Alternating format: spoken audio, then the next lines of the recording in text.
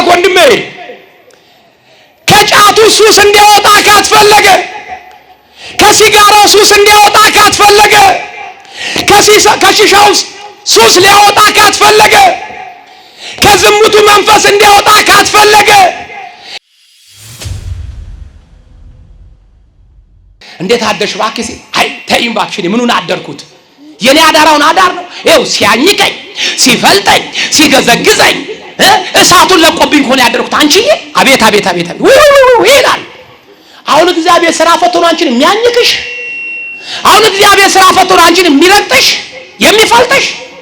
የፈለጠሽ ያኘከሽ ኃጢአት ነው። ምን አለ እግዚአብሔር ይመስገን ከተኛውበት አነቃኝ፣ ያወለኩት ልብስ እንድለብስ ረዳኝ፣ የዘጋሁትን በር ለመክፈት አበቃኝ፣ ከዓለም መርጦ በቅድስናው ስፍራ አቆመኝ። ስሙ የተመሰገነው ብንል ምን የኃጢአት ካልሲ ያለ እዚህ ውስጥ የዘረኝነቱ የክፋቱ የተንኮሉ የመገፋፋቱ የመገዳደሉ የጠንቆላው የሟርቱ የጥሉ የክርክሩ ወዘተ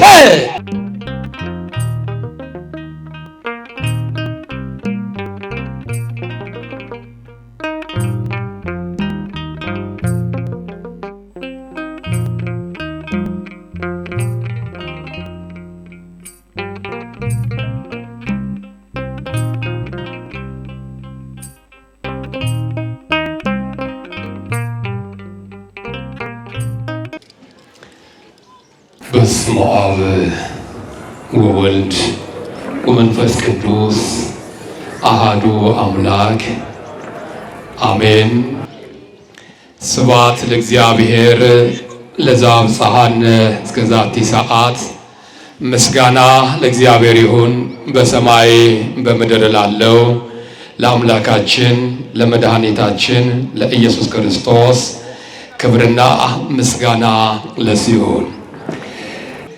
ይልቁንም በዚህ በቅድስናው ስፍራ ከሩቅም ከቅርብ የተሰበሰባችሁ እጅግ አድርጌ የምወዳችሁና የማከብራችሁ ክቡራት እናት አባት ወንድሞቼ በወደደን ባፈቀረን ብሎም በደሙ በገዛን በመድኃኔ ዓለም ስም እንደምን ከረማችሁ? እንደምን ከረማችሁ? እንደምን ሰነበታችሁ? አሜን። እግዚአብሔር አምላክ እንደ ኃጢአታችን እንደ በደላችን ብዛት ሳይመለከት እቺን ጊዜ እቺን ሰዓት ስለሰጠን ስለማይነገር ስጦታው ስሙ የተመሰገነ ይሁንልን።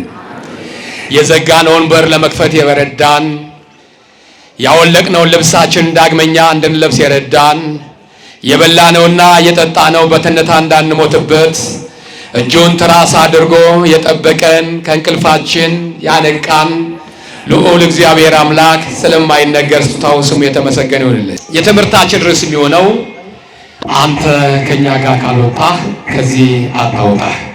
አንተ ከኛ ጋር ካልወጣህ ከዚህ አታውጣህ። እስኪ ሁላችሁም በሉ አንተ በሉ ከኛ ጋራ ካልወጣህ ከዚህ አታውጣህ። እንግዲህ ይሄን ርዕስ የመጣንበት ያነሳንበት የራሳችን ምክንያት አለ። ምናልባት ሳውንድ ሲስተሙን ትንሽ ድርቅ ብሎብኛልና የሚቻል ከሆነ የምታስተካክሉ ሳውንድ ሲስተሙ ትንሽ አልተመቸም። ስለዚህ አንተ ከኛ ጋራ ከዚህ ካልወጣ እንዳታወጣል። ይሄን በደንብ አዳምጡ፣ ይጠቅማችኋል። ከራሳችን ሕይወት ጋራ እንዴት እንደሚያገናኝ እግዚአብሔር እናያለን። ለኔ ተናጋሪ አንደበትን ለእናንተ ሰሚ ጆሮና አስተዋይ ልቦና ልዑል እግዚአብሔር አምላክ ለሁላችን ያድልን። የእናታችን የቅድስት ሊዲያን ልቦና ያበራ አምላክ የኔና የእናንተ ልቦና ያብራልን። አሁን ስለ ቤታችሁ አትጨነቁ። ጥላችሁ ስለመጣችሁ ስለ ሕፃናት ከዚህ በኋላ ሄዳችሁ ስለምትከፍቱት ጉሊት አይደለም። ግዴላችሁም ሐሳባችሁን ሰብስቡና የተወሰነ ደቂቃ ሳናበዛ እንነጋገራለን። ይህን ቃል የተናገረው ሊቀ ነቢያት አንደበተ ኮልታፋው ሙሴ ነው። እስራኤላውያንን ከሲና ተነስተው ጉዞ እንዲቀጥሉ እግዚአብሔር ባዘዘው ጊዜ እነዛ ባርነት የበዛባቸው እስራኤላውያን መከራ ችግር የበዛባቸው ለ430 ዘመን ሙሉ ሲረገጡ የነበሩት እስራኤላውያን ችግሩ መከራው ፈቀቅ አልላለ። የነሱ መከራ ዛሬን እኛን ይመስላል። አንዱን ሲያልፉት አንድ መከራ ይመጣል፣ አንዱን ሲሻገሩት አንዱ ይመጣል። መከራው ፈቀቅ አልላለ። አረጋውያን የማይጦሩበት የማይከበሩበት፣ ሕፃናት ተወልደው የማያርጉበት ነበረ። በእስራኤላውያን በተለይ ወንዶች ታንቀው የሚገደሉበት፣ እረፍት የሌለበት፣ ታማሚው ከህመሙ እስኪድን ድረስ እንኳን ጊዜ የማይሰጠው፣ እድሜ የገፉት አባቶች እንደ እድሜያቸው መጠን የማይከበሩበት ጭካኔ የበዛበት ዘመን ነበረ።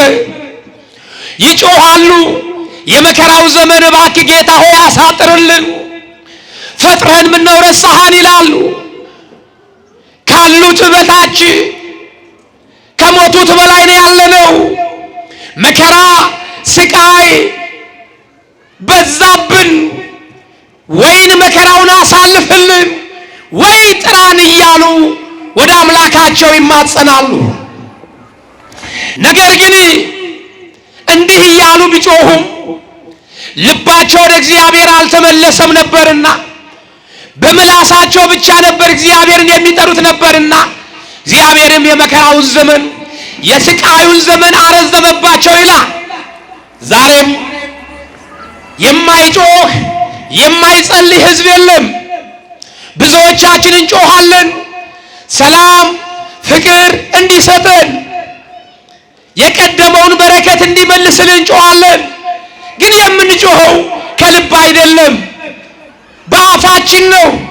ከልብ አልተመለስንም። እኛ ሳንመለስ እግዚአብሔርማ ትቶናል እንላለን። እግዚአብሔር እንኳን እኛን ሊተወን፣ እግዚአብሔር እንኳን ሊረሳን፣ በድንጋይ ስር ያለችውን ቁጫጭ እንኳን እግዚአብሔር አይረሳም። ነገር ግን እግዚአብሔር እንዳይቀርበን፣ እግዚአብሔር እንዳይታረቀን፣ ታሪካችን እንዳይቀየር፣ ቋጠሮው እንዳይሞላ ያደረገበት አንድና አንድ ችግሩ እኔና እናንተ ጋር ነው ያለው። ጥሎብን ብዙን ጊዜ ሂሳብ ብር ነው የምንቆጥረው። ስንት ጎደለ ስንት አተረፍኩኝ ይላል ነጋዴው፣ ኦዲት ያደርጋል። ገበያ ሄደን ዕቃ ከገዛን በኋላ ይዤ ከሄድኩት ብር ስንት አተረፍኩኝ፣ ስንት ብር አጠፋው ብለን ቋጠሯችንን በእግራችን ስር አስገብተን ቀሪ ብራችንን እንቆጥራለን። ጥሩ ነው ሂሳቡን ማሰብ። ነገር ግን ቁጭ ብለን እግዚአብሔርን የሚያስደስት ነገር ምን ሰራሁኝ፣ ምን ክፉ ነገር ተናገርኩ፣ ምን ክፉ ነገር ሰማሁ፣ ልቦናዬ ምን ክፉ ነገር አሰበ፣ እጄ ምን ክፉ ነገር ጨበጠ፣ እግሬ ምን ክፉ ቦታ ረገጠ ብሎ ሂሳብ ያደረገ ማን ያለው? የለም። ለዚህ ነው ሊቀ ነቢያት ሙሴ አንተ ከኛ ጋር ካልወጣ ከዚህ አታውጣን አለ። እግዚአብሔር ካልወጣ ቀድሞ ተራራው አይወገድም። እግዚአብሔር ቀድሞ ካልወጣ ጨለማው አይነጋም። እግዚአብሔር ቀድሞ ካልወጣ ወገኖቼ የመከራው ቀንበር አይሰበርም። ዛሬ ብዙዎቻችን በቀንበር ውስጥ ያለነው፣ በመከራ ቀንበር፣ በችግር ቀንበር። ቀንበሩ ከብዶናል። ከቀንበር የሚፈታን እንፈልጋለን። ከቀንበር የምንፈታው ግን በጎጥ በብሔር በመደበቅ አይደለም። ቀንበሩ እንዲሰበር ካስፈለገ በትዕቢት አይደለም፣ በመደንፋት አይደለም። ልብን በመስበር ወደ እግዚአብሔር በመንበርከክ ወደ እግዚአብሔር በመመለስ ምርኮኛ በመሆን ነው። መቼም ጦርነትን ለእናንተ መንገር ልጅ ለእናት ምጥን እንደማስተማር ነው። ያለነው አፍሪካ ሀገር ነንና ጦርነትን እናውቃለን። በአንድም በሌላ መንገድ አንዱ ወታደር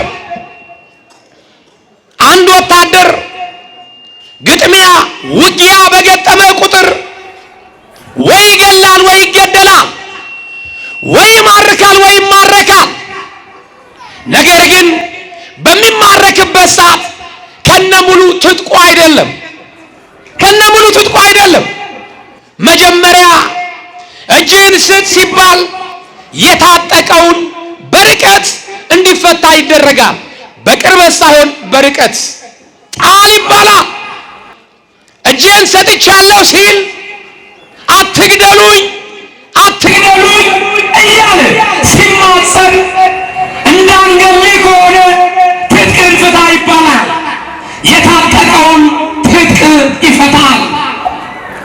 ጉዳት የሚያደርስበትን ብቻ አይደለም፣ የታጠቀውን ረሃቡን የሚያስታግስበትን ቀበቶ ሁሉ ሳይቀር ይፈታል። እሱን ብቻ አይደለም፣ ከእንቅፋት ከሾህ ከጠጠር የሚከላከልበትን ጫማውን ሁሉ ሳይቀር ያወልቃል። ምርኮኝነቱ እንዲህ ነው። ከዚህ በኋላ እጁን ወደ ላይ ያነሳል። ወገኖች ይህ ወታደር ይሄን ካሟላ በኋላ ነው ከጥይት መገደል ከመረሸን የሚድነው።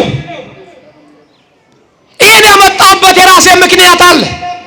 ብዙዎቻችን ወደ እግዚአብሔር ቤት መጥተን እንጸልያለን፣ እንማጸናለን። ግን ስንቶቻችን ምርኮኛ ሆነናል? የኃጢአትን ትጥቅ ፈተናል ወይ? ከዘረኝነት ትጥቅ ፈተናል ወይ? ትጥቃችን ሳንፈታ እግዚአብሔር ሆይ አድነኝ ብንል አያድንም። ጓዳዬን ሙላ ብትለው አይሞላህም። ትጥቅን ከፈታ በኋላ ነው እግዚአብሔር ሆይ በነገሮች አንተ ቀደማት ይቻል። እስራኤላውያን ትጥቃቸውን ስላልፈቱ በአፋቸው ግን ይጠሩት ነበር። በአፋቸው ምን ይሉት ነበር? ምን ይሉት ነበር? እንደኛ በአፋቸው ይጠሩት ነበር። ዛሬም እኮ በኢትዮጵያ ውስጥ እግዚአብሔርን የሚጠራ ጠፍቶ አይደለም። ኢትዮጵያ ውስጥ መከራ ስቃይ የበዛበት እንጠራለን። አባቶቻችን ቤተ መቅደሱን ከፍተው ገና ከማታ ጀምረው መሐሌቱን በማደር ሰዓታት በመቆም ኪዳን በማድረስ ቅዳሴ በመቀደስ ታምራቶችን ድርሳናቶችን በመጸለይ እግዚኦ በማለት እኛም በዙሪያ ከበን እግዚኦ እንላለን። ግን እግዚአብሔር አልሰማንም። ለምንድን ነው? በውስጥም ያለነው በውጭም ያለነው ትጥቃችን አልፈታንም። ችግሩ እዚህ ጋር ነው።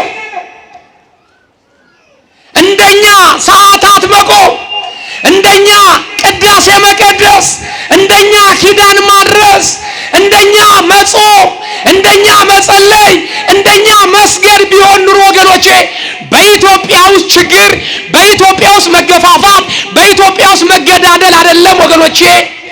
ለጎረቤት ሀገራችን እንኳን ሰላማችን በደረሰ ነበረ። ግን ውሸታሞች ነን። ጩኸታችን እንደ ቁራ ነው፣ ቁመታችን እንደ ድንጋይ ነው። ከውስጥም ከውጭም ያለን አገልጋዮች አልተመቸነውም ለእግዚአብሔር። ክፉ ነገር ይዘናል፣ ክፉ ትጥቅ ታጥቀናል። ይህን ትጥቅ ካልፈታን እግዚአብሔር ሆይ ከኛ ጋር ውጣ ብንል አይወጣም። እግዚአብሔር አይወጣም። ነገር ያነሷልና አንድ ነገር ልናገር። አቤላ ይቅርታ፣ ባለፈውም ስለተናገርኩ ምነው ኃይሌ ዛሬስ እቺን ነገር ደገማት እንዳትል። ሰውየው የገጠር ሰው ነው እና ዘመድ አለው። አጎቱ ምን አለው አልኳችሁ? ምን አለው? ዘመድ አለው።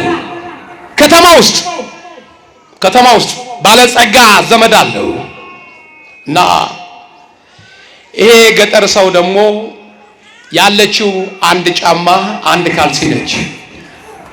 ጫማ ምንድነው ከተባለ ከሰው ጋር መቀላቀልባት ነው ይላል። ከሰው ጋር መቀላቀልባት ሰርግ ሲሆን ልክ ሲቃረብ ነው የሚያጠልቃት። ሰርጉ ከድንኳኑ ሲወጣ ጫማውን ወለቅ ያደርግና ትከሻው ላይ ያንጠለጥላታል። ሁለቷን ጫማ ማሰሪያና ማሰሪያውን አስሮ ለቅሶም ሲሄድ ልክ እንደዚሁ የትም ሲሄድ ይቀላቀላል። ወዲያውኑ ጫማውን ወለቅ ያደርግና ካልሲዋን ወለቅ አድርጎ ሽጉጥ ያደርጋታል። አያጥባት አያሶለውላትም። እቤት ደግሞ ስትደርሰሞ ወስዶ በክብር ሳር ቤት ነችና እንደ ፎቶ ፍሬም ያንጠለጥላታል። እቤት ጭስ ጠግባለች፣ ሲያደርጋት ደግሞ የእግሩን ጠረን ትጠግባለች። እቺ ጫማ ዜግነቷን ቀይራለች። እና አንድ ቀን ወደ ከተማ መምጣት ወደ አጎቱ ጋር ትንሽ ሳንቲም ቢጤ ይዞ ለመምጣት ፈለገና ያችን የሚሳሳላትን ጫማ አድርጎ ይሄዳል።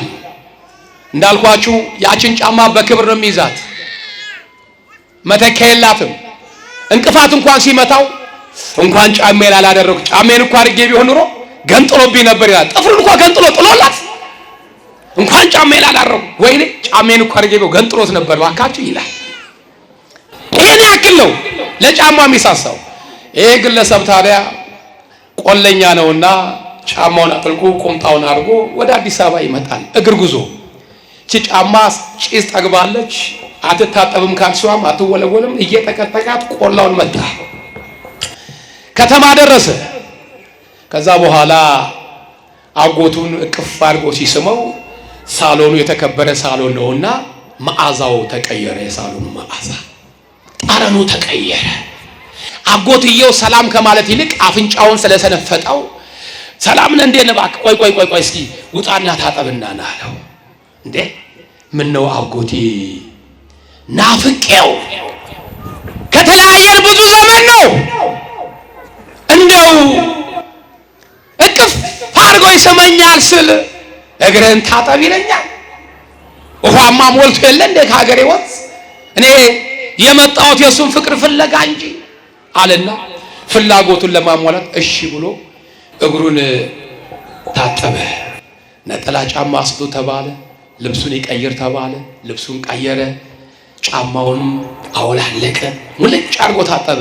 ስሊፐር አድርጎ ልብሱን ቀይሮ ሲመጣ ልክ እንደ መላከ ምህረት ልክ እኔ ስመጣና እዚህ ጋር ቁጭ በል እንዳሉኝ ቅድም ና አለ። አሁን አጎትየው ና አለ። አሁን መታጠቡን መንጻቱን አየ፣ ደስ አለው። አሁን ና በቃ አለው።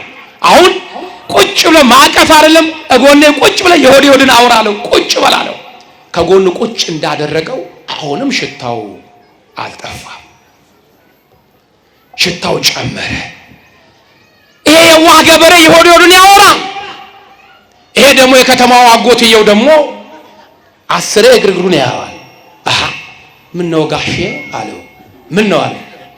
ቅድም ታጠብ አልከኝ፣ ታጠብኩ እንደሚናከሱ ውሻ ምን እግሬን ታየኛለህ አለው። አይ እንደው ሽታ ነገር አለ እግርና አልታጠብክም እንዴ? አረ ታጥቤያለሁ። ታዲያ ምንድነው የሚሸተው አለ። አይ ጋሼ አለ እንደው እግሬን ታጠብኩ እንጂ አለ ካልሲዋ እኮ በኪሴ ነው ያለችው ላሳየህ እንዴ አለ።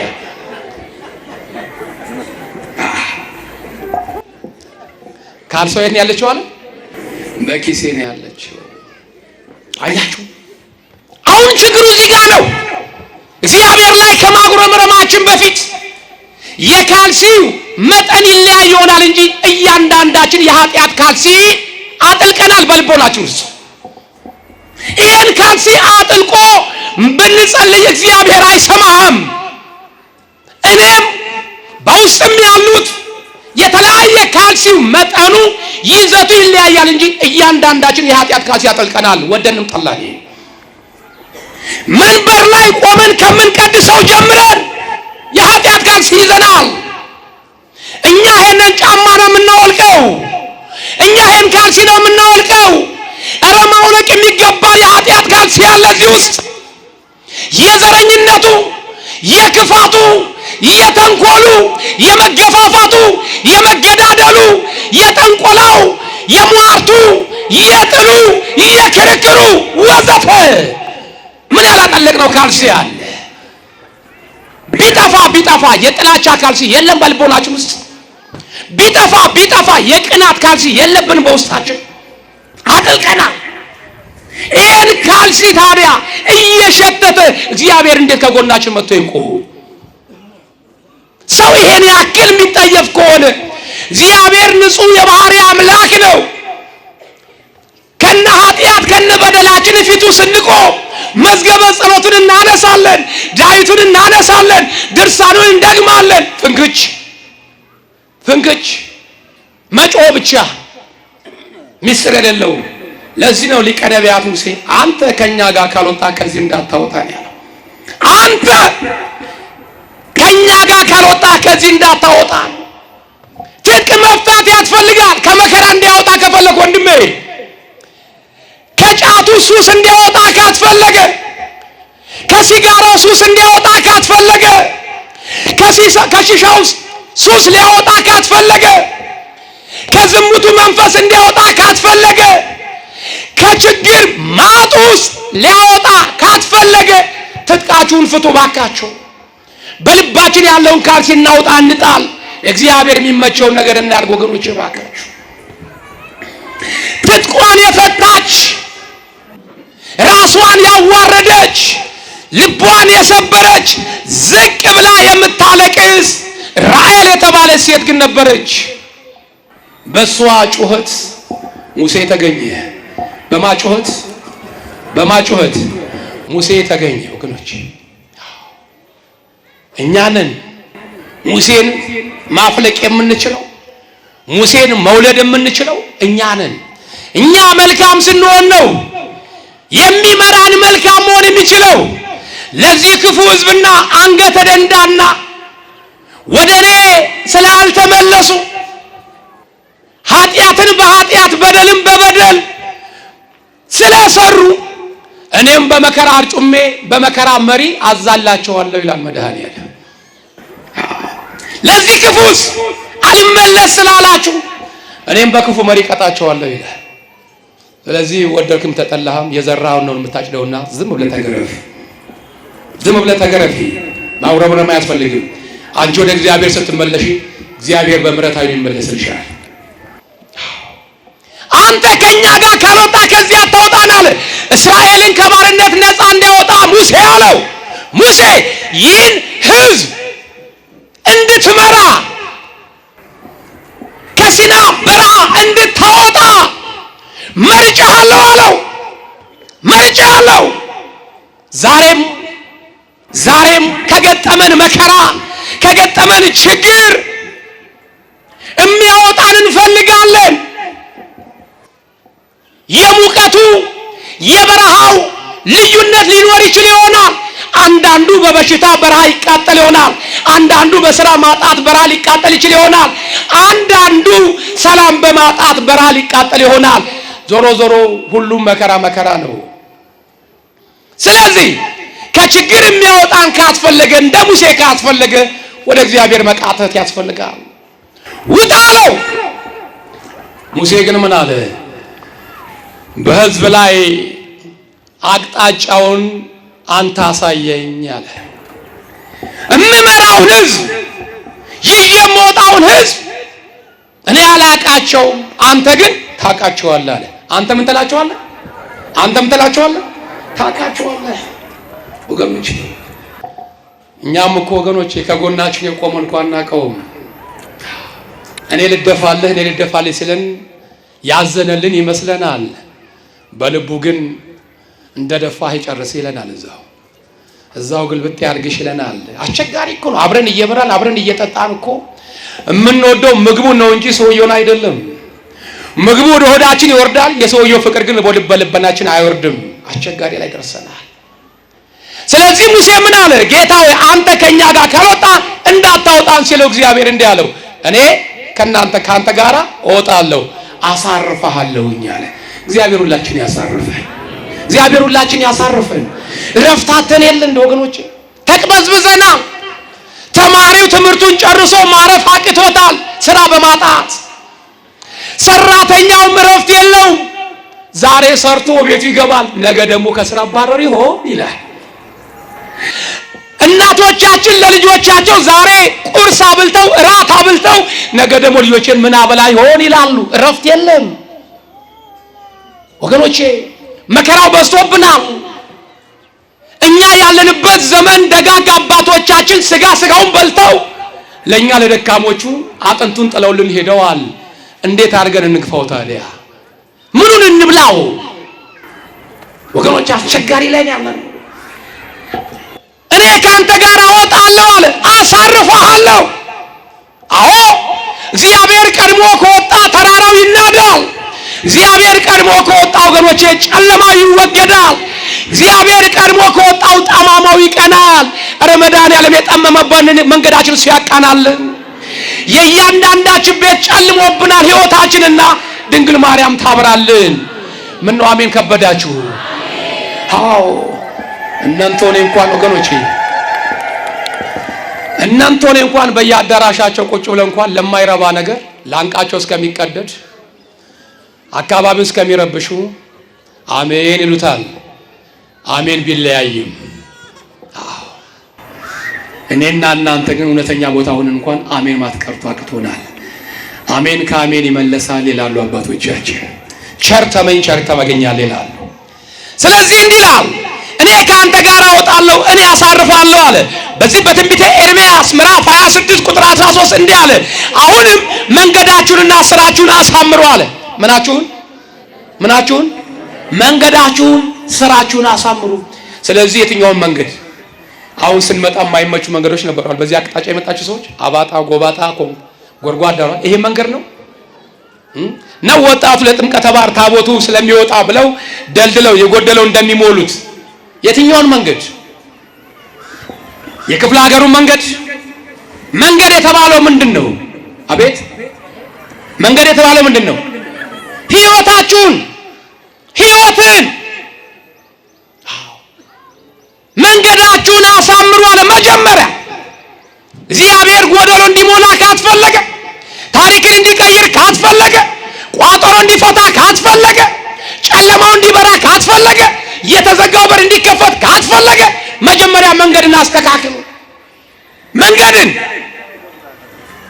መንገዳችን ሳናስተካክል እዚህ ጋር ዓለምን ኃጢአትን ሙጥኝ ብለን እዚህ ጋር ደግሞ ኪዳነ ምሕረትን ሙጥኝ ብለን አይሰራም። እዚህ ጋር መንገዳችሁን አሁንም መንገዳችሁና ስራችሁን አለ።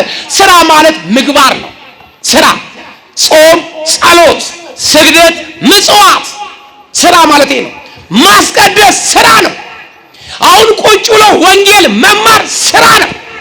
ቅድም ስትዘምሩ ስራ ነው። ቅድም ስታስቀድሱ ስራ ነው። ቅድም ታምሯን ስትሰሙ ስራ ነው። መንገዳችሁና ስራችሁን አሳምሩ። ሁለቱ አይነጣጠሉ። መንገድ ሃይማኖት ነው። በሃይማኖታችሁ አትጠራጠሩ። በሃይማኖታችሁ ጽኑዓን ሁኑ።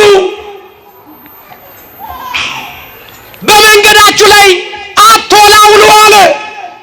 ያዕቆብ ምዕራፍ 1 ከቁጥር 7 እስከ 8 እንዲህ አለ፣ ሁለት ሐሳብ ያለው አለ። ስንት ሐሳብ? ሁለት ሐሳብ ያለው በመንገዱ ላይ አለ የሚወላውል ሰው ቢኖር ከእግዚአብሔር ዘንድ አንዳችም ዋጋ አያገኝም አለ። ወገኖች ወይ በእግዚአብሔር ማመን ወይ ክፍለ ከተማ ባለው ጓደኛ፣ ወንድም፣ ባለስልጣን ማመን። ሁለት ነገር አታርግ። ወይ እግዚአብሔርን ውደድ ወይ ገንዘብን ውደድ። ወይ በእግዚአብሔር ታመን ወይ በጡንቻ ታመን። ሁለት ሐሳብ ያለው በመንገድ ላይ የሚወላውል ከጌታ ዘንድ አንዳችም ዋጋ አያገኝም ማለት። ወላዋይ አትሁን፣ ጽና። በቆምክበት ነገር ጸንቶ መገኘት መልካም ነው። አሁንም መንገዳችሁንና ስራችሁን አሳምሩ፣ የአምላካችሁን የእግዚአብሔርን ቃል ስሙ። የማንን ቃል ስሙ? የአምላካችሁን የእግዚአብሔርን ቃል ስሙ። እግዚአብሔርም የተናገረባችሁን ክፉ ነገር ይተውላችኋልና አለ። የእግዚአብሔርን ቃል ስሙ አለ። አታጉረምርሙ፣ በነገሮች ሁሉ አጉረምራሚዎች አትሁኑ አለ።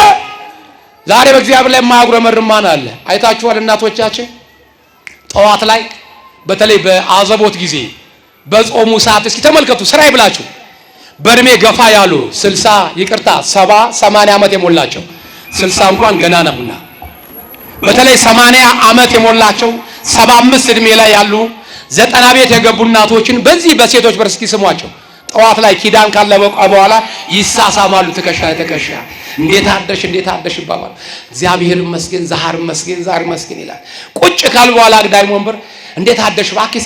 አይ ተይም እባክሽ፣ ምኑን አደርኩት? የኔ አዳራውን አዳር ነው። ይኸው ሲያኝከኝ፣ ሲፈልጠኝ፣ ሲገዘግዘኝ እሳቱን ለቆብኝ ሆነ ያደርኩት። አንቺዬ አቤት ይላል።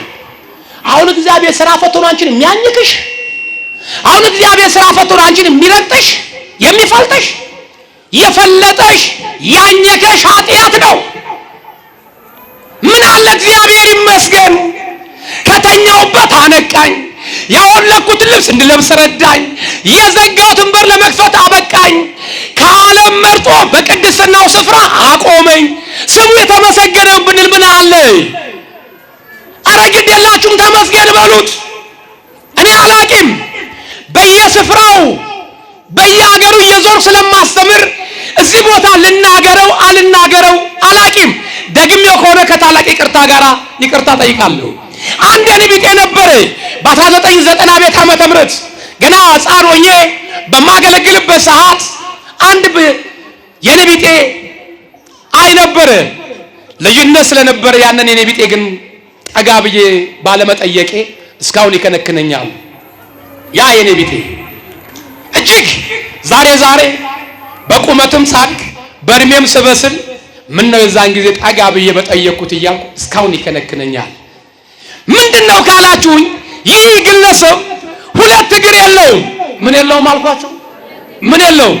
ሁለት እግር የለውም። የሚገርመው ነገር ሁለት እጅም የለውም። አይነቃችሁ። ሁለት እግር ሁለት እጅ የለውም ስላልኳችሁ ብቻ ሊያሳዝን ይችል ይሆናል። ይሄ ብቻ አይደለም፣ ሁለት አይኑም ጠፍቷል። ይሄ ሰው ማርያምን ነው የምላቸው። ሁለት እግር የለው፣ ሁለት እጅ የለው፣ ሁለት አይን የለው። እንዲህ አይነት እንደ ሰው ተፈጥሮ የተበለሻሸ ሰው ግን የሚመራው ሰው ነበረ። ምን የሚለው ሰው? የሚመራው ሰው ነበረ ካጠገቡ። እኔ በማስተምርበት ሰዓት ሰው መሀል ለማሊ እየጎተተው ምጽዋት ይጠይቅ ነበረ። የሚመራው ግለሰብ እጁን ይዞ እንዳይመራው እጅ የለውም፣ እጀ ቆራጣ ስለነበረ። ስለዚህ ምን ያደርግ ነበር? ወገቡ ላይ ገመድ አስሮ እንደ ከብት ይጎትተው ነበረ። ሲጎትተው ደግሞ መራመድ ስለማይችል እግር ስለሌለው በቂጡ ነበር የሚፏቀቀው። በቂጡ ላይ ደግሞ ጎማ አድርጎ ነበር፣ ከመዳሪ ጎማ አስሮ ወገቡ ላይ ይጎተታል። አይን የለውም። የሚሰጠውን ሳንቲም እንኳን በእጁ መቀበል ስለማይችል ከረጢት ቢጤ ተሰርቶ አንገቱ ላይ አንጠልጥሎ ነበረ። ሰዎች ሁሉ በከረጢቱ ነበር የሚያስቀምጡለት። ምን እያለ ለምናል? ግን ወደ ምፈልገው ፖይንት ነገር ልምጣ። ተመስገን ተመስገን ላለው እኔ አላማርርም፣ ይብስ ታመጣለህ አንተ አልቀብም እያለ ለምን ነበር። የሚገርም ነው። በየሰው መሃል እየዞረ ተመስገን ተመስገን ላለው እኔ አላማርርም፣ ይብስ ታመጣለህ አንተ አልቀብም። ለየትኛው ነው ተመስገን የሚለው? እጁ ተቆርጧል፣ እግር ተቆርጧል፣ አይን ጠፍቷል። እኛ ብንሆንስ በዚህ ስፍራ ላይ አንቺ ብትሆኚ፣ አንተ ብትሆን፣ እኔ ብሆን፣ እሳቸው ቢሆኑ ምን ነበር የምንለው? እግዚአብሔርን ካፋችን ምን ነበር የሚወጣው? ዛሬም ስራትን በእግዚአብሔር ላይ እናጉረመርማለን። ዛሬም እስከ መቼ በክራይ ቤት እኖራለሁ ታጉረመርማለህ። ዛሬም ጫማ አለቀብኝ ብለህ ታጉረመርማለህ። ጫማ አጥተው በእግራቸው የሚሄዱ ሰዎች አሉ፣ እግር የሌላቸው ሰዎችም አሉ። እባክህ አንተ ስለ ጫማ ትጨነቃለህ፣ ኧረ እግር የሌላቸው ሰዎች አሉ። አንተ እስከ መቼ በክራይ ቤት እኖራለሁ ትላለህ። ይችን በክራይ ቤት መኖር አቅቷቸው እድል ፈንታቸው ጽዋ ተርታቸው ላስቲክ ወጥረው በረንዳ ዳሪ ሆነዋል። የሚለብሱት አጥተው የጫት ገለባ ቅጠል ኮባ ለብሰው ብርዱ እንዳይሰማቸው የሚደርቡት ቢያጡ ቤንዚልና ማስቲሽ እያሸተቱ የሚተኙ ልጆች ታዳጊዎች እናያለን። ከየት የመጡ ታዳጊዎች ናቸው? ከሰማይ እንደ በረዶ ዘንበው ነው እንዴ? ነው ዘንበውብን ነው ወይስ ከሌላ ሀገር ጎርፍ አመቱ አፍሶብን ነው እኛ ሀገር ላይ? አይደለም። የኔና የናንተ ኃጢአት ነው። የኔና የናንተ የአብራክ ክፍያዎች ናቸው። የትዳር መንስኤ ነው ለዚህ የዳረገን። ተመስገን ተመስገን ላለው እኔ አላማርም፣ ይብስ ታመጣለህ አንተ አልቅብም። አሁን ግን ትዝ ሲለኝ ምናልባት ይሄ ሰው የእግዚአብሔርን ያመሰገነበት ይሄ ቢሆንስ አልኩ። በራሴ ግምት ነው፣ እሱ አይደለም። ምናልባት እጄ ተቆረጠ፣ እግሬ ተቆረጠ፣ አይኔ ጠፋ ብዬ ባማርርህ እችን አፌን ደግሞ ስለከፈትክልኝ አመሰግናለሁ ሳይል አይቀርም። እችን አፌን ብዘጋቢ ኑሮስ እጄንም ቆርጠህ እግሬንም አትቆርጠህ አይኔንም አጥፍተህ አፌን ብዘጋኝስ እንዴት ለምኜ በላ ነበረ ሳይል አይቀርም ብዬ ተስፋ አደርጋለሁ። ስለዚህ ባካችሁ ተመስገን ብሉት። እግዚአብሔር እንግዲህ የለም ቢነጋም ባይነጋም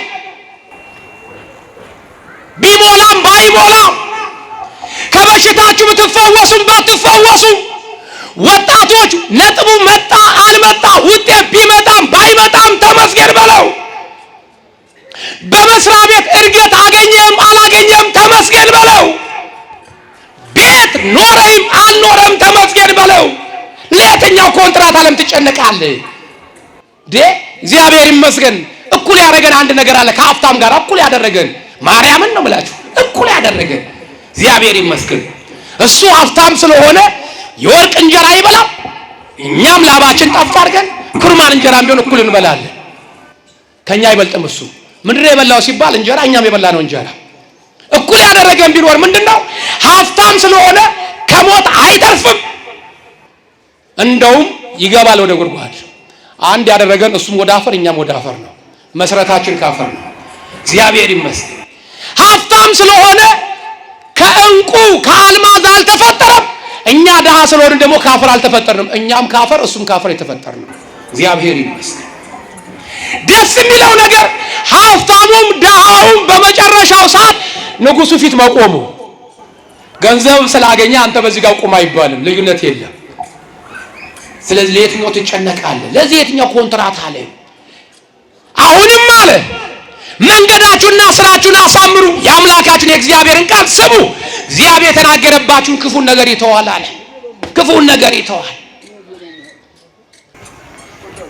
ክፉን ነገር ይተዋል። ከኔ ጋር ሁሉ ሁላችንም አንዴ ትንሽ ሰዓት አበዛውባችሁ እንዴ? አበዛውባችሁ መስዋዕት ማርያምን ከኔ ጋር ናችሁ? ግን ከኔ ጋር ናችሁ? ማርያምን እስቲ ከኔ ጋር ከሆናችሁ አንድ ጊዜ በአንድ እጃችሁ አጨብጭቡ። በአንድ እጃችሁ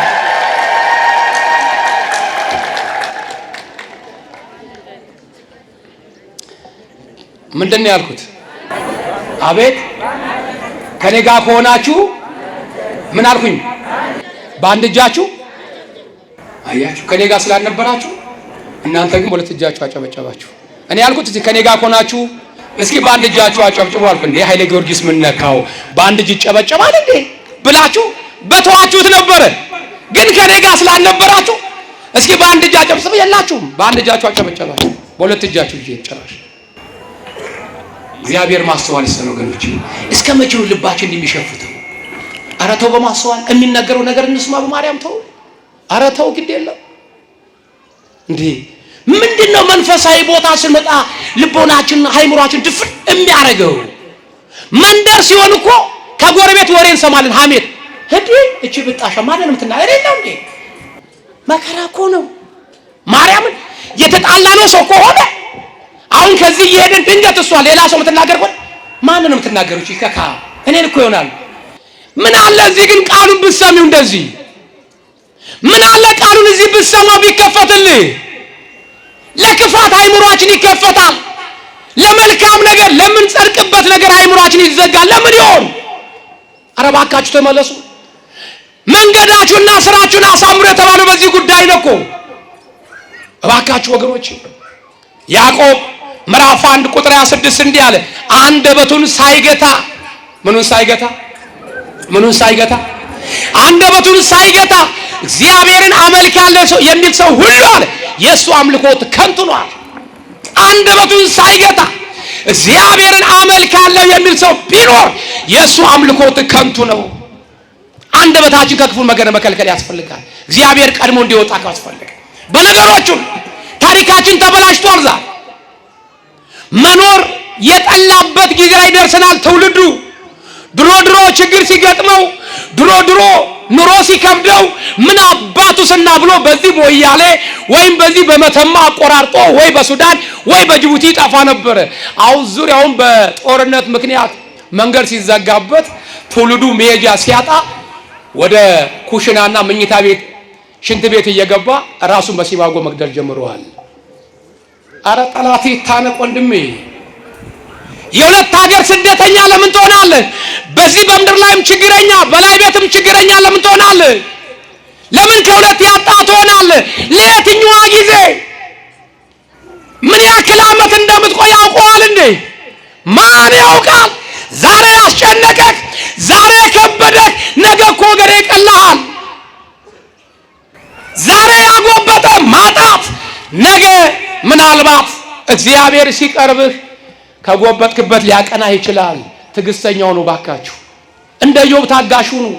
እንደ ኢዮብ አመስጋኝ ሁኑ። በነገሮች ሁሉ ተመስገን በሉት። እናቶች አማራችሁ ልጆቻችሁ ፈጣሪ እንዲያማርሩ አታርጉ።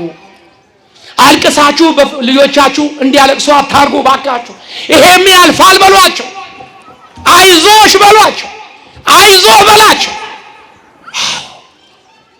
በስንቱ አማረን። ቤተ ክርስቲያን መተን አማረን። እቤት ቁጭ ብለን አማረን። ሰው እየቀበርን አማረን።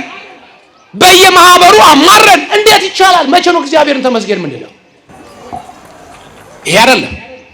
እንዲህ ይላል ኢሳይያስ 48 ቁጥር 17 እኔ የሚረባህን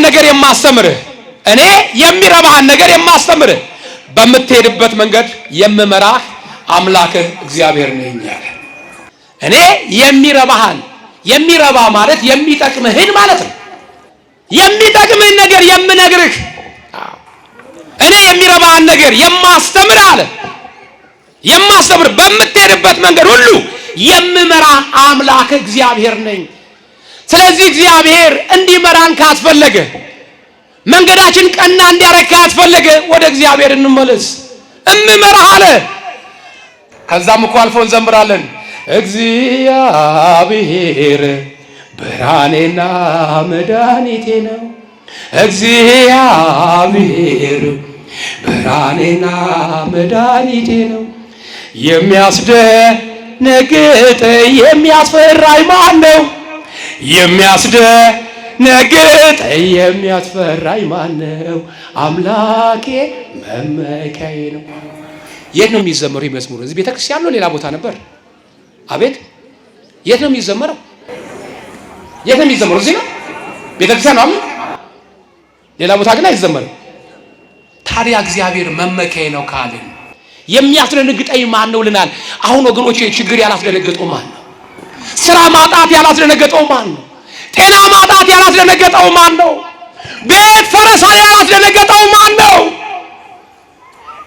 የዘላለም ቤት እንዳይፈርስ ለምንድን ነው የማደነግጠው? አንተ ለጊዜያዊ ቤት ነው የምትጨነቀው። ሰው ለሰራው ቤት አይደለም። የዘላለም መግቢያህን የዘላለም ማረፊያህን ቤት እንዳይፈርስብህ ተጨነቅ። አንተ ግብረ ኃይል መጥቶ ቤትን አፈረሰ ነው የምትለው። የገዛ ኃጢአት ደግሞ የሰማይ ቤትን እያፈረሰብህ እኮ ነው። በእጅ ያልተሰራች የሰማይ ድንኳን እኛ ክርስቲያኖች በላይ ቤት አለን።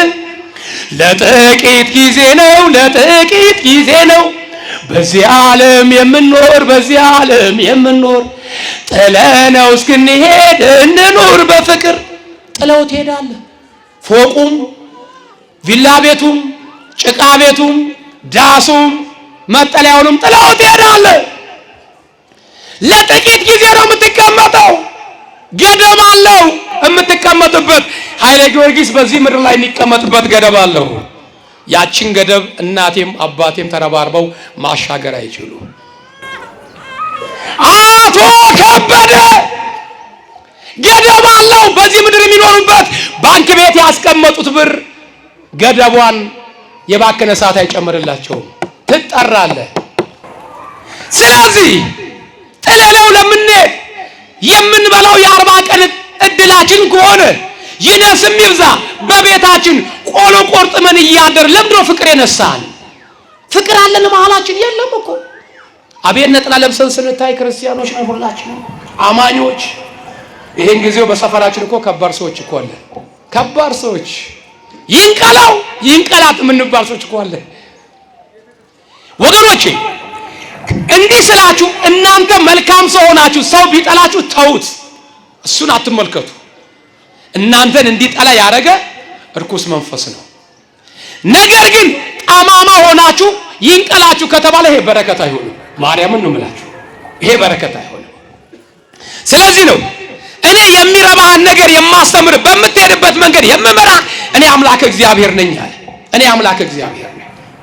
ስለዚህ የሚመራን እግዚአብሔር ከሆነ በትዳራችንም በትምህርታችንም በስራችንም በሁሉ በህይወታችን እግዚአብሔር እንዲመራን ካስፈለገ መንገዱ ለማን እንስጥ?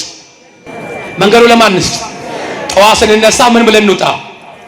ምን ብለን እንውጣ? አቤት እንደ ሙሴ እንደ ሊቀ ነቢያት ሙሴ ምን እንበል? አንተ ከኛ ጋራ ቀድመ ካልወጣ አታውጣን እስክንበለው። እግዚአብሔር ቀድሞ ከወጣ በተንኮል የሚፈልገን እንቅፋትን እግዚአብሔር ገለል ያደርገዋል። እግዚአብሔር ቀድሞ ከወጣ እኔና እናንተ ሊገለን የመጣውን ገዳይ ሞታችን ወደ ህይወት ይቀይረዋል። አሁን እግዚአብሔርን ቀድመ ውጣ አንልም። ጠዋት ይነሳል፣ ወንዱም ልብሱን ለበስ ሱሪውን ታጠቅ ያደርጋል። አቤት አቤት አቤት ረፈደና ሩጫ። አንተ ብቻ ነው እኮ የምትሮጠው። ለዚህ ነው እግዚአብሔር ከኋላ ነው ያለው። ከዛ በኋላ ምን ዋጋ አለው? ድካም ብቻ ይላል። አዎ ድካም ብቻ። ባራኪውን መድኃኔዓለም ከፊት አላስቀደምከው። ጌታ ሆይ ቀደም ብትለውስ እግዚአብሔር እንዲህ ይልሃል፣ እኔ ካንተ ጋር ቀድሜ እወጣለሁ ይላል። ቀድሞ እወጣል፣ ከዛ አሳርፋለሁ። በትንሿ ነገር ያሳርፋል። በትንሿ ነገር ተረኪያለሽ። በትንሿ ነገር በውስጣችን ግን የስስት መንፈስ ስላደረብን እግዚአብሔርን አናስቀድም፣ ወይ አንጸልይ፣ ወይ ዝም ብለን አንቀመጥ። መከራ። እናቶቻችን ሊጥ እያቦኩ ገና ዱቄት ዕቃ ሲገቡ ማዳበሪያ በርሜል ምን ይገባሉ? ዱቄት ዕቃ ሲገቡ አቤት አቤት አቤት። ከመቼው ደግሞ ዱቄቱ አለቀ። በስመ አብ። ዱቄት ዕቃ እየገቡ አሁን ማጉረምረም ይሻላል። እግዚአብሔር ሆይ የአብርሃም አምላክ ባርክ ሊማት ይቀላል። ዱቄት ዕቃ እየገቡ አቤት አቤት አቤት። አንቺ መቼ ነው ዱቄቱ እንዲህ ስልብ ያደረግሽው? አንቺ ሰላቢ። አቤት አቤት አቤት። ሰላቢ ማለት ይቀላል፣ በስማ ማለት ይቀላል። ኧረ እባካችሁ ተው እናቶች ተው። በረከት አጣው። እንዴት በረከት አይጠፋ? ምላሳችን እኮ እሳት ነው፣ ምላጭ ነው። ያልጠፋ ነው አለ ሰቆቃወ ኤርምያስ። በእግዚአብሔር ቸርነት ምሕረት የተነሳ ነው አለ። ከርኅራኄ የተነሳ ነው፣ ያልጠፋ ነው። እንደኛ አፍ እንደኛ ክፉ እንዴ! ድሮ እናቶቻችን በዋቃ ሲገቡ አብርሃሙ ሥላሴ በዋቃውን ባርኩልኝ፣ አብክቼ ለመጋገር አብቁኝ። ደግሞ እንጀራውን ሲጋግሩ ምን ይላሉ? አብርሃሙ ሥላሴ የጋገርኩትን እንጀራ በልቶ ለመጨረስ ያብቁኝ እንጂ የእንባ ማድረቂያ ያድርጉብኝ ይላሉ። አንዳንዴ እኮ ጋግራ በገዛ እጇ ጋግራ የጋገረችው እንጀራ እንባ ማድረቂያ ሆኖ ይሄዳል፣ የራሷ መሸኛ ይሆናል።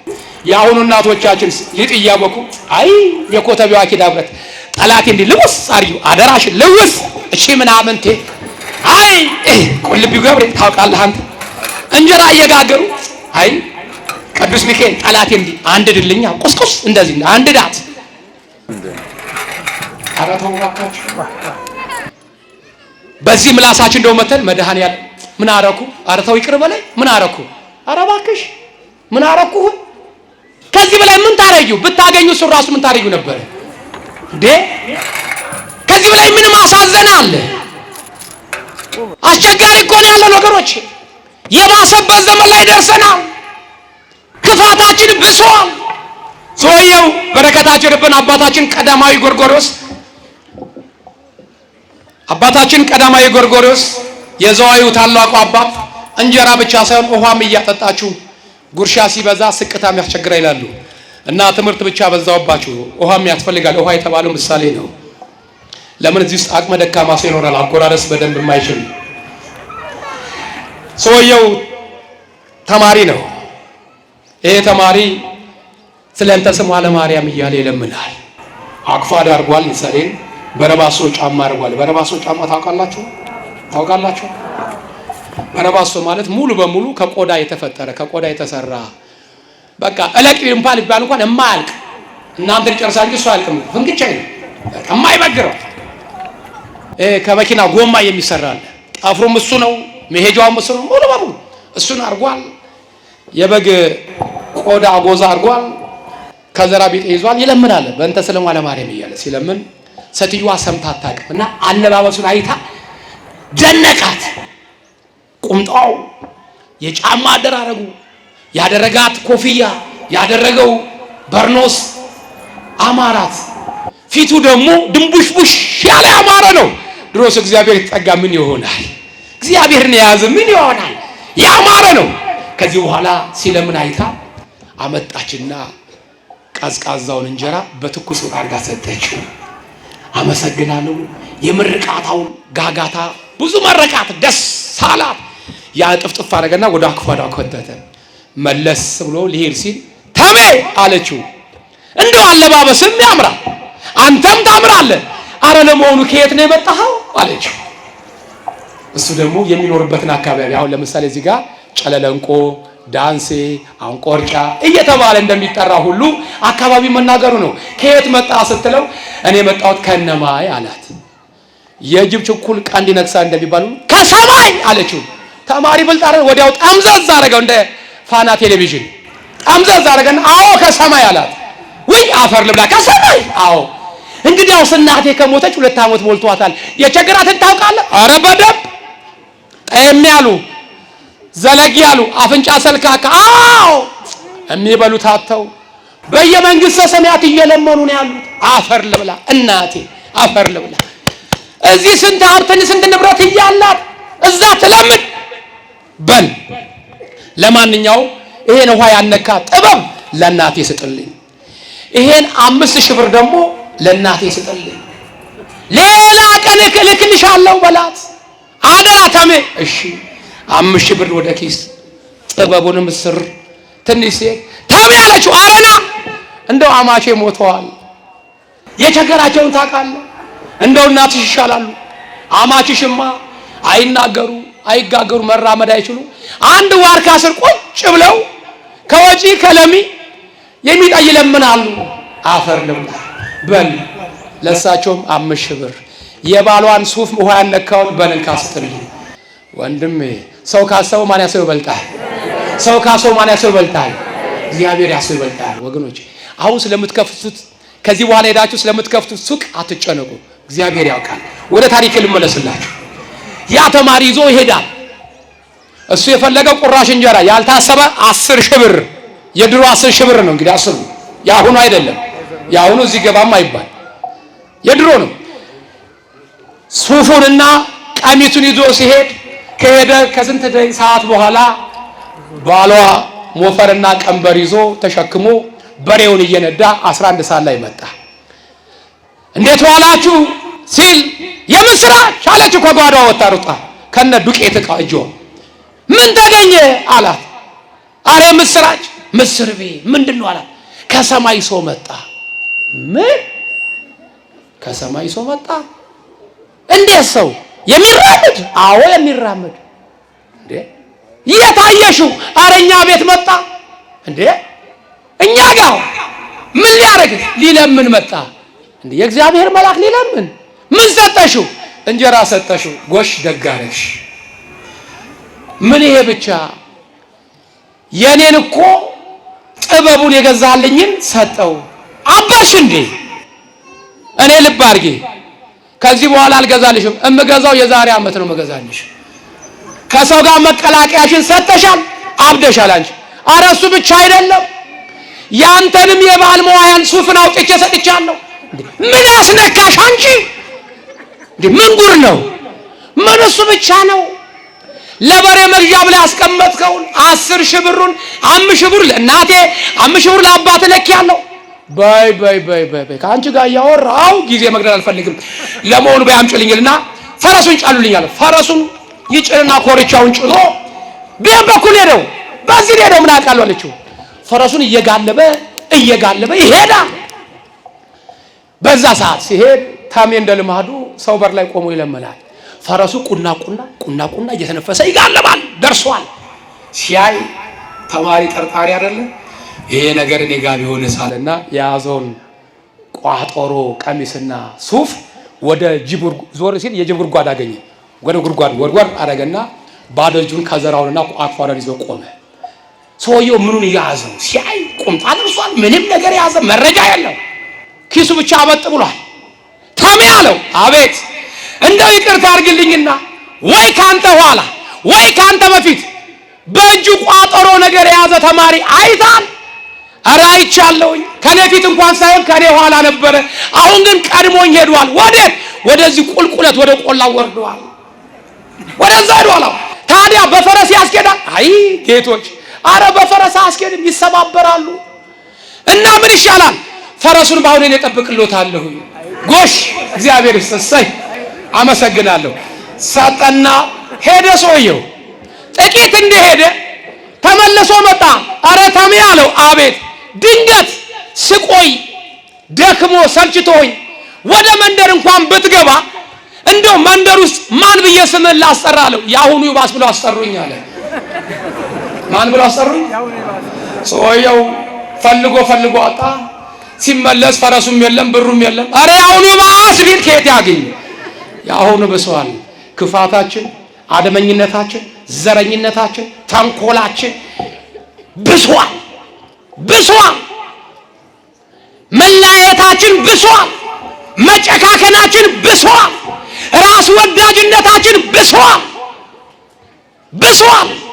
አንዱ አንዱን ገሎ ቢኖር ደስ ይለዋል። አንድ ሰው እንደው አፉን ሞልቶ አይናገርም እንጂ እንደው ይሄ ጎረቤትህ እሱ ተነስቶልህ ይሄ ለአንተ ቢሰጥ ደስ ይላል ቢባል አራው የሚለው ከራሴ ጀምሮ አዎ እንደው ትነሳልኝ የሚል እኮ ነው ያለው። አረ ይበቃኛል፣ በዚህ ነዋሪ አድርገኝ። አዎ እሷም ትኑር እሱም ይኑር፣ ያለሷ አካባቢ አይደምቅም የሚል ሰው ማን አለ? ለክፋት የዳረገን ሰዎች። ስለዚህ እንዲህ አለ፣ የማጽናናችሁ እኔ ነኝ አለ። ኢሳይያስ 50 ቁጥር 12 ጨርሻለሁ። የማጽናናችሁ እኔ ነኝ። ኢሳይያስ 50 ቁጥር 12 ምን የምላችሁ የማጽናናችሁ እኔ ነኝ። ዓለም አታጽናናም። ዓለም ታሳብዳለች። ዓለም አታጽናናም። ዓለም ታስጨንቃለች። ቴሌቪዥኑን ስንከፍተው፣ ሶሻል ሚዲያ ስንመለከት፣ መጽሔቱን ስናነበው፣ በየቁቡ በየድሩ ቁጭ ብለን ስናወራ ጭንቀት ነው። ኑሮ ተወደደ ነው። ሁሉም ሮሮ ነው የሚያሰማው። ይሄን ያክል መሬት ተንቀጠቀጠ ነው።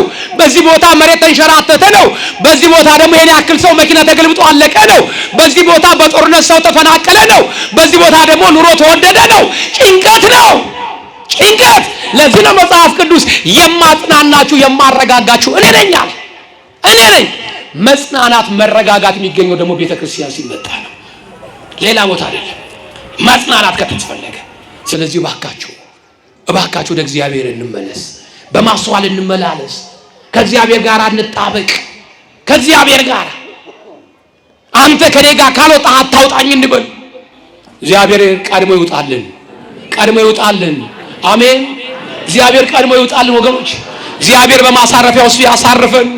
እግዚአብሔር ካልቀደመ፣ እግዚአብሔር ካላሳረፈ ሁሉ ነገር ከንቱ ነው። ዓለምን ሙጥኝ አትበሉ። ጨርሻለሁ ትምህርቴን። ሰውየው ፊልም ያስመርቃል። ቆንጆ ፊልም ሰርቶ ያስመርቃል።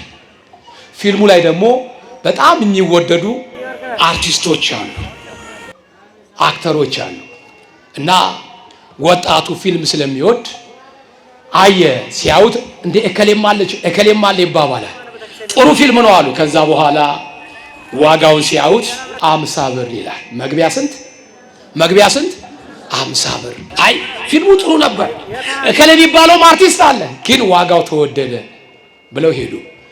ከሚሰለፉና ከሚያነቡ ሰዎች መካከል ደግሞ የፊልሙ ወንድሙ ደግሞ አብሮ አለ፣ ይሰማል፣ ወሬ አመላላሽ አለ።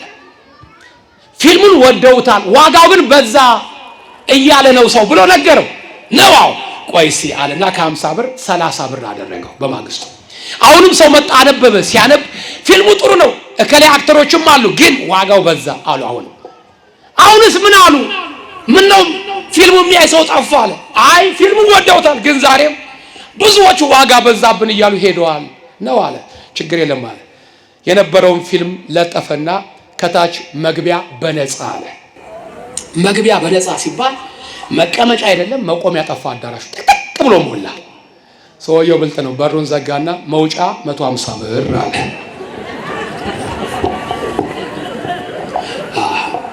መውጫ ስንት አለ? ዓለም እንዲህ ነች። አያት ወንድሜ፣ ጫት ውስጥ ለመግባት በጣም ቀላል ነው። በነፃ ያስገባል። 1-2 ጓደኛ የማታውቀው ሰው እንካችሁ 2 እግር ጫት ቃም ይልሃል። በነፃ ያው ሲከትብ በነፃ አስቅሞ 3 ቀን 4 ቀን በነፃ ይከትባል። ከዛ በኋላ የእናት ኪስ መቀነት መበርበር ይፈታል። የአባት ኪስ መላበስ ይመጣል። ከጫት ውስጥ ለመውጣት ዋጋ ያስከፍልሃል። ሲጋራ ውስጥ ለመግባት በጣም ቀላል ነው። ሰው ያጨሰውን አንስተህ ማጨስ ትችላለህ። መግባት ቀላል ነው። ወደ ዝሙቱ ለመግባት ቀላል ነው። ወደ ክፋት ለመግባት ቀላል ነው። ወደ ኃጢአት ለመግባት ቀላል ነው። ግን ከኃጢአት መደብር ለመውጣት ዋጋ ያስከፍላል።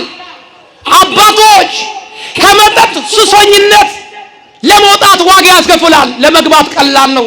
እባካችሁ ዋጋ ከመክፈላችሁ በፊት ከመጨነቃችሁ በፊት ከእግዚአብሔር ጋር ተጣበቁ። እንደ ስጋችን ይበቃናል፣ እንደ ነፍሳችን ይቆየን። የመከረን ያስተማረን የአባቶቻችን አምላክ ስሙ የተመሰገነ ይሁን። ንቁ ኦርቶዶክስ ተዋሕዶ የጸሎትና የንስሐ መርከብ ማህበር በእግዚአብሔር ፈቃድ በወንድማችን የኔነህ ተስፋዬ አስተባባሪነት ከተመሰረተ ጊዜ ጀምሮ ከሚሰጣቸው ዘርፈ ብዙ መንፈሳዊ አገልግሎቶች መካከል የሐዋርያዊ አገልግሎትና ያሬዳዊ ዝማሬዎች አንዱ ነው።